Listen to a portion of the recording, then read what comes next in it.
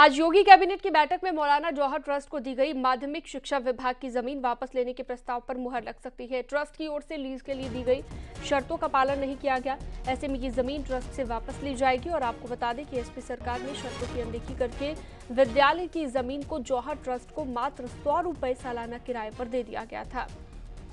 DM Rampur की जांच report पर मौजूदा सरकार ने अब इस जमीन को वापस माध्यमिक शिक्षा को वापस करने का फैसला लिया है। तो इस जमीन को वापस ले लिया जाएगा। आरोप कई तरह के लगे। आरोप ये भी लगे कि किसानों से इस जमीन को हड़पा गया था और उन शर्तों का भी पालन नहीं किया गया जिन पर जमीन ली गई थी। और बैठक में अब प्रस्ताव पर मुहर लग सकती है। जौहर ट्रस्ट जिसने शर्तों का पालन नहीं किया, अब उनसे जमीन वापस ले ली जाएगी। संकेत मिश्रा ज्यादा जानकारी के लिए हमारे साथ जुड़ गए हैं।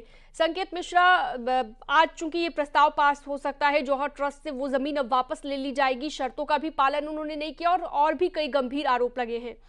तो आज कैबिनेट की महत्वपूर्ण मीटिंग जो होनी है उसमें ये प्रस्ताव पास हो सकता है। संकेत।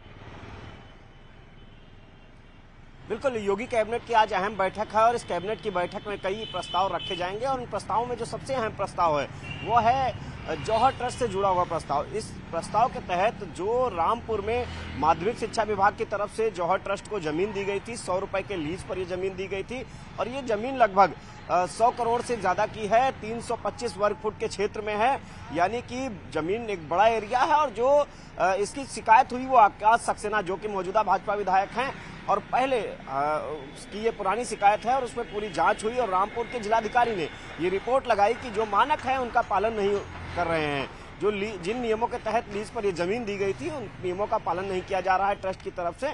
तो ऐसे में अब ये जमीन वापस लेने का प्रस्ताव आज योगी कैबिनेट की बैठक में रखा जाएगा और इस पर मुहर लग सकती है। ठीक है संकेत, आप बने रहिएगा हमारे साथ, दोबारा लौटूंगी मैं आपके पास। तो योगी कैबिनेट की महत्वपूर्ण मीटिंग होनी है और भी कई अहम प्रस्तावों पर मुहर लगेगी। इसमें गन्ना मूल्य को लेकर फैसला हो सकता है। सरकार गन्ने के मूल्य में बढ़ोतरी कर सकती है। माना जा रहा है कि सरकार गन्ना मूल्य में 20 से 25 रुपए प्रति क्विंटल की वृद्धि कर सकती है। संकेत मिश्रा हमारे साथ जुड़े हुए हैं लगातार। संकेत, और भी कई अहम प्रस्ताव है, चाहे गन्ना मूल्य में बढ़ोतरी की बात हो, क्योंकि हर साल ये बढ़ोतरी की जाती है, शीरा नीति का प्रस्ताव हो, और कौन कौन से महत्वपूर्ण प्रस्ताव आज कैबिनेट में रखे जाएंगे? बिल्कुल, योगी कैबिनेट की बैठक में आज कई अहम प्रस्ताव रखे जाने हैं और 1 दर्जन से ज्यादा ये प्रस्ताव हैं, उन पर चर्चा होगी और मुहर लगेगी। जाहिर सी बात है, जो सबसे अहम प्रस्तावों में है वो चाहे वो जौहर ट्रस्ट यूनिवर्सिटी की जो जुड़ी हुई जमीन का मामला है, ये प्रस्ताव है जो वापस ले सकता है माध्यमिक शिक्षा विभाग। इसके अलावा जो गन्ना किसानों को योगी सरकार बड़ी सौगात आज की कैबिनेट की बैठक में दे सकती है।